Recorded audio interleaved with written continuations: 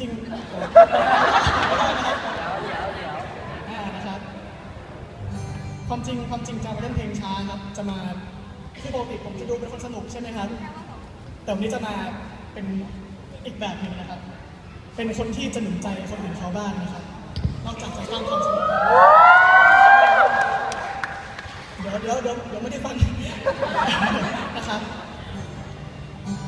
เพลงนี้ชื่อว่าเพลงความสงบดังพายุร้ายนะครับ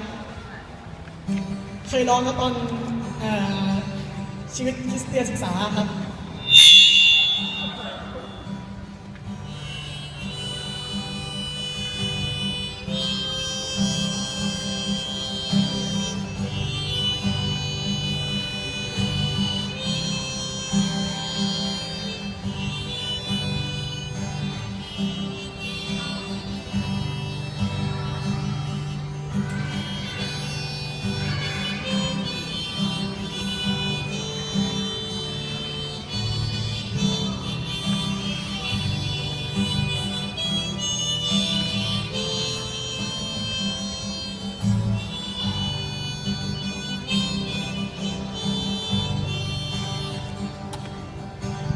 นั้น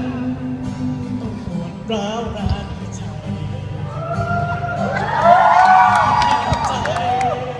ให้ลื่นลอยผ่านน้ำตาชีวิตคุณเคยแสนสะเทือนใจอย่าหวั่นไหวในการข้างหน้า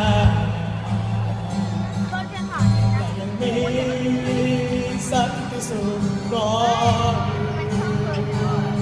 คุณจะได้พบความสงบกลางพายุร้าย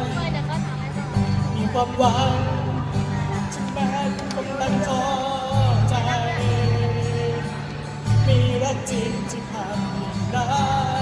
แม้ชีวิตจวนสูญสลายคุณจะได้พบความสงบกลางพายุร้าย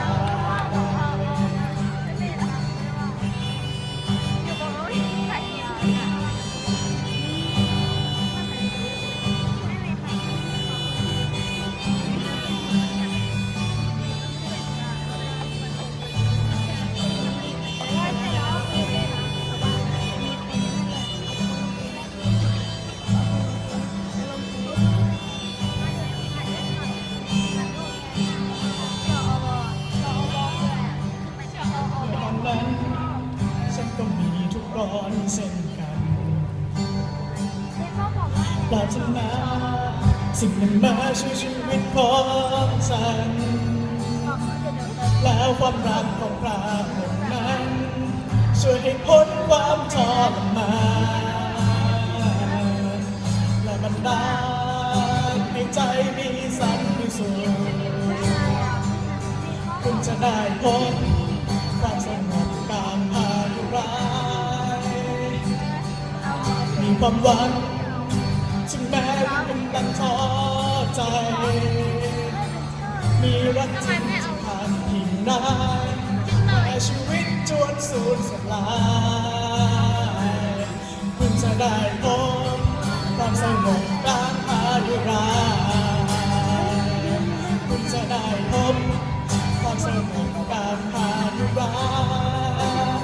ยมีความหวังถึงแม้คุณกำลังท้อใจ